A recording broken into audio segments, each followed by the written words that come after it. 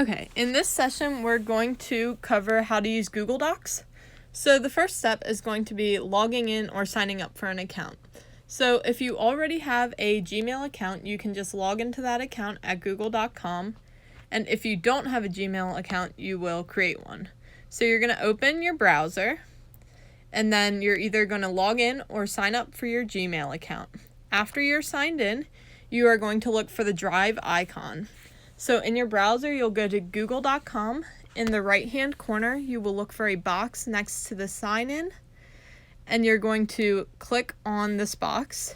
And then in the drop down from the box, you're going to look for the Drive icon, which is in the fourth row down next to the calendar in this example. So you will log in, as I previously mentioned, and then now you are ready to create a document. Once you are in your Drive, in the left-hand corner of your screen, you will see a button that says New. Once you click on New, a drop-down menu should appear, and you should never hover the arrow next to Google Docs. The arrow should bring another drop-down menu and give you doc options. Then you choose the unformatted document. So you can rename the document once it's open. So in the upper left-hand corner, you will see the title as Untitled Document. If you click on those words, you will be able to delete the current name and then rename the document to what you would like it to be. You will be able to start typing within your document, and you will also be able to change the text size. So in the top menu bar, you should see a rectangle with a minus sign, then a number, and then a plus sign as shown in the circle. And if you click on the plus or minus sign, you can change the text. Next, you can also change your font, so the style of the text itself. So in the top menu bar to the left of where you had changed your text size, you should see a box that says Arial. If you click on the down-facing arrow next to the word Arial, you will get a drop-down menu that will allow you to choose from a bunch of different fonts.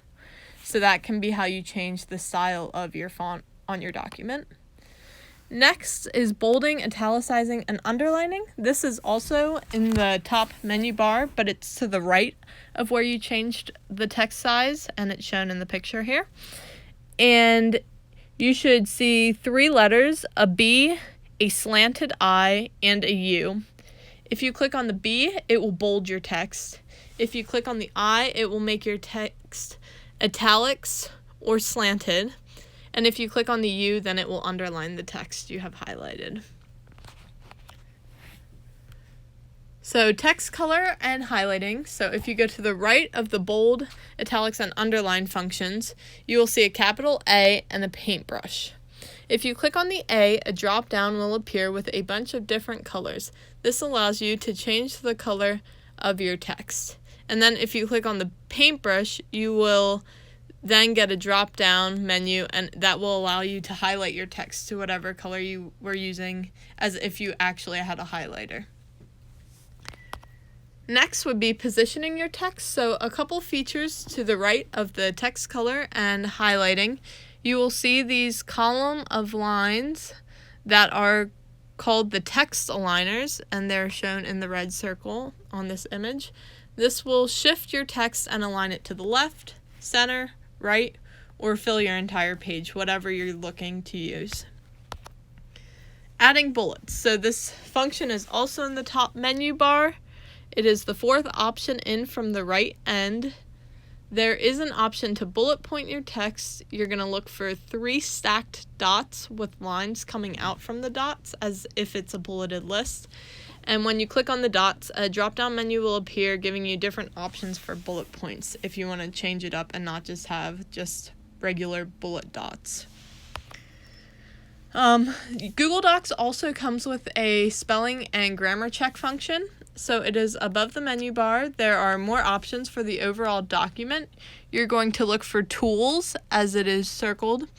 And when you click on Tools, a drop-down menu will appear, and your first choice you will see is Spelling and Grammar. When you hover over Spelling and Grammar, options will come out of the side that allow you to check your grammar and spelling and allow you to decide if you want your document to show spelling and grammar suggestions. So next is downloading a document. Above the menu bar, there are more options for the overall document, and you're going to look for File, which is circled there. And when you click on Files, a drop-down menu will appear. Look halfway down on this menu and you will see Download. If you hover over Download, options will come out of the side, and these will allow you to download your document to whatever format you want, whether it's a Word document, PDF, etc. You can also, with Google Docs, share your document with other people. So in the upper right-hand corner of your screen, you will see a blue rectangle that says Share with a lock in the rectangle. When you click on that box, a box will show up in the middle of your screen that will allow you to add the email of the person you want or people that you want to share the document with. Next to where you add the email, you will see another box with editor and an arrow in it. If you click that, you can change if that person can edit, can only comment, or can only view. So if you don't want people changing your documents, you can still share it with them, but only give them certain access, which is a nice feature. Finally, you can use comments in Google Docs. So you can highlight the text you want to make a comment on. 2 icons over from where you change the text color and highlight the text, there is a little speech bubble with a plus in it. If you click on this, it will cause a box to appear on the right side of the page, and you can just type out your comment and what you want to say. And when you are done, you click comment, and the comment is posted, and it will stay there. So if you're working and you have with someone and you have a question on something, you can make a comment, and then they can go through and see your comment and answer it. Or if you just want to remind yourself to come back and look at something, comments are very helpful.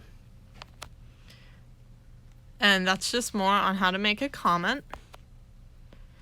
One very nice feature about Google Docs is that the document will automatically save, so you will never lose your work. So that is a major advantage to using this platform, and you don't have to stress about losing your stuff if your computer crashes, because it's automatically saving almost instantly on Google Docs.